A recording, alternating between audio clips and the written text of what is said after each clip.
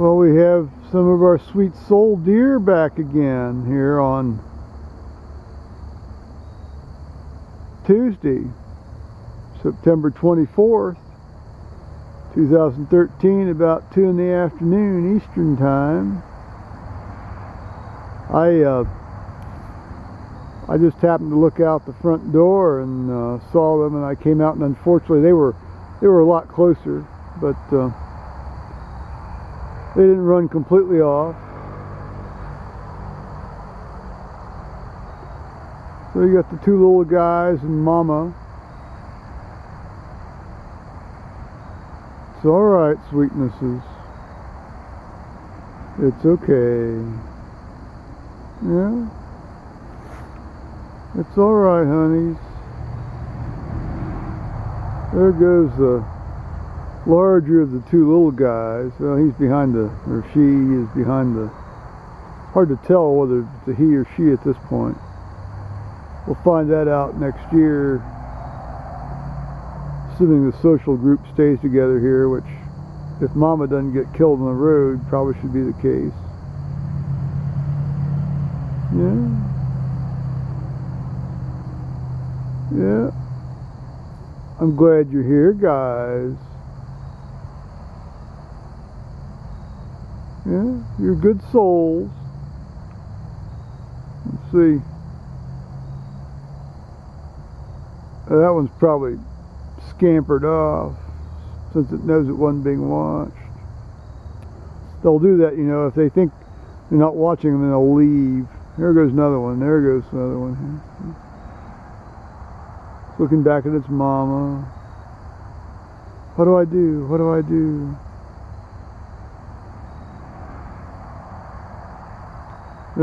This is the one that likes to hold its tail up like it's on alert, even though it doesn't necessarily act like it's on high alert. There it goes. There we go. There we go. Alrighty. I think the ones I was showing you just before were a different group. Maybe this is a different group. We have Mama and two others here now. I think these may be different than the ones that, oh, these are very different than the ones that I was showing you. And first of all, the babies are smaller, and Mama's she's a little bit browner rather than darker. So we've got two groups of three. One of these groups I've not seen before. I think this is the group I've not seen before. Well, no, they're always going to alert, aren't they? They're always going to go on alert. So.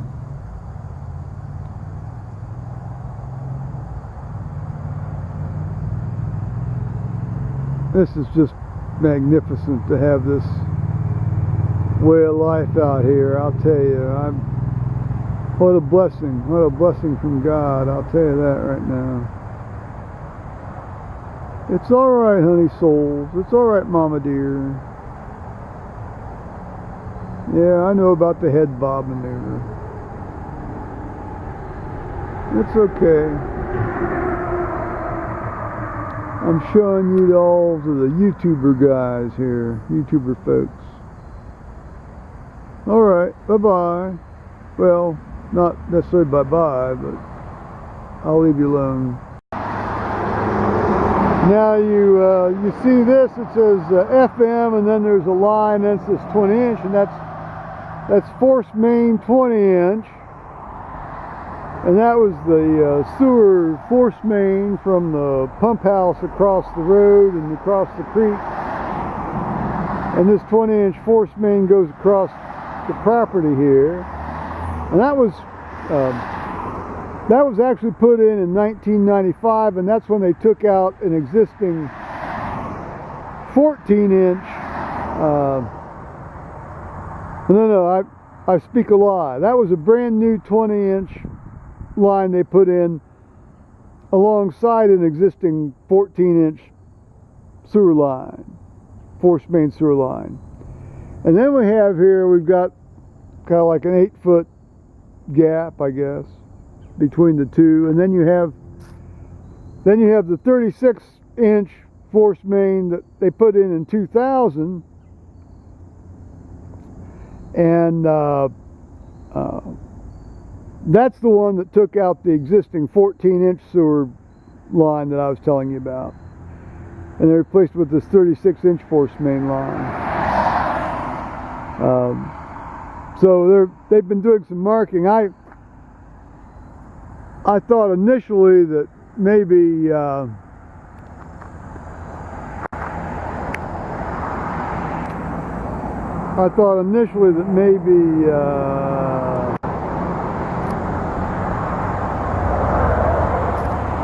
had misremembered exactly where these things were. I thought perhaps they were around 8 or 9 feet more to the east of where they had marked them, but then upon further reflection, as they say, upon further review, if you go over here to this pyramidal oak tree, and this medium doesn't really lend itself to showing you the depression in the ground, but there's a little, in the very center of the image, there's a depression where the 36-inch one goes, and so now they've not spray painted green paint anywhere I can see on the property, but perhaps that'll come later. Well, it's another glorious day out here on the back porch, as it was a glorious day out front here. So we got about 59 degrees here. We'll try to correct for parallax error.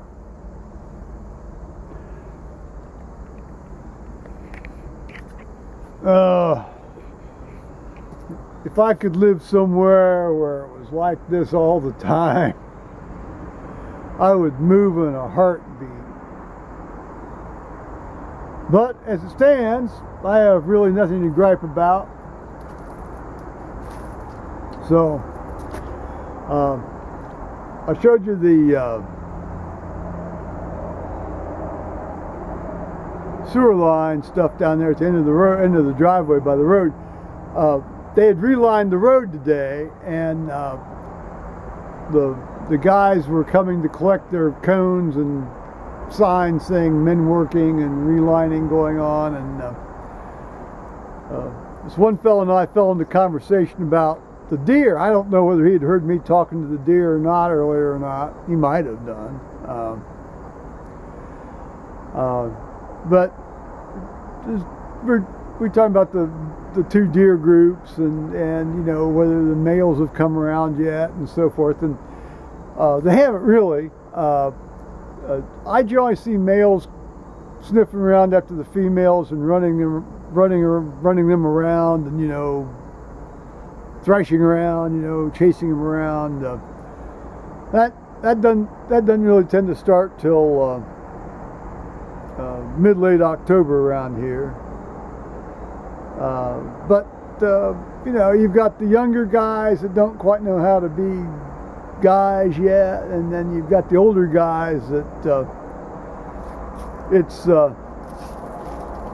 part of this. It's very much like the joke that talks about the older bull and the younger bull, and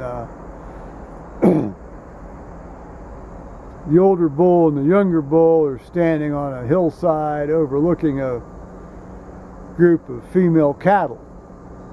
And the younger bull says to the older bull, let's just run down there and them all, you know, F them all. And no, I'm sorry. See, I've already messed up the joke. The younger bull says to the older bull, let's just run down the hillside and F one of them. And the older bull says, no, let's just walk down the hill and F them all. So that's kind of the dynamic I think that goes on with the younger deer and the older deer running around here in the fall. I can't believe I messed up that joke. Anyway, this joke was first told to me by a fellow that called me today on the phone here. Well, how else would he have called me? I guess, hello, hello. With some sort of megaphone, hello. Tin cans strung together, soup cans strung together with a string. Anyway, he gave me a call, and this guy told me this joke, and he and I have known each other since I want to say 1976. It may have been 1977, but we've over the years, well, we got into a fair amount of mischief together. Had a lot of fun, and the last 20 years or so we've settled down. Well, we had to or we'd die, wouldn't we? So we settled down a bit, and he's into high-end cameras, and I'm into high-end cameras. I can't quite afford to indulge that hobby like I used to, but he was telling me about some high-end camera stuff he was getting involved in, and I told him about my YouTube channel, and look at my YouTube channel. Well, you got to scramble for subscribers however you can, don't you? So we got talking, and we got talking about this, well, mutual acquaintance of ours. I'll call him a friend, even though he tried to sue me for $100,000. But we got talking about this fella, and yeah, so it was very nice. I mean, I hadn't heard from this guy in about 5 or 6 months. Well, 5 months anyway, and so that was good, and we sort of passed the time there. I'd love to tell you all the real details of a lot of this stuff, but I think that would be inadvisable. So I think Paul's at work, and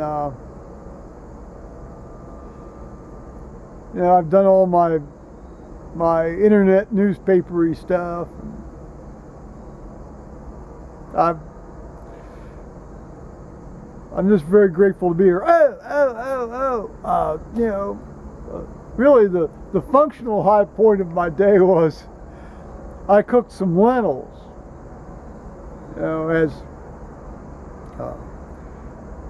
I'm going to have some lentils and tomatoes tonight, among other things. Now you'll recall the story of Esau and Jacob from Genesis, where Jacob's made a pot of lentils, and Esau comes in from the field and he's famished, and he says, let me have some of them lentils. And that's not the way it states in the King James Version. Not, let me have some of them lentils. And Jacob sort of, Tom Sawyer's him out of his birthright so that Esau can have this lentil stew. So I always think about that when I have some of my lentils that I cook up. Lord knows they're cheap enough and fast enough to cook up. I mean, they're only like 20 minutes to half an hour, and hell, they go with everything. So cook yourself some lentils, guys. So on that note, I'm going to say bye-bye, YouTubers. Unless something else supervenes, we shall see. Alrighty. Enjoy that fine view here off our deck. What a blessing. What a blessing.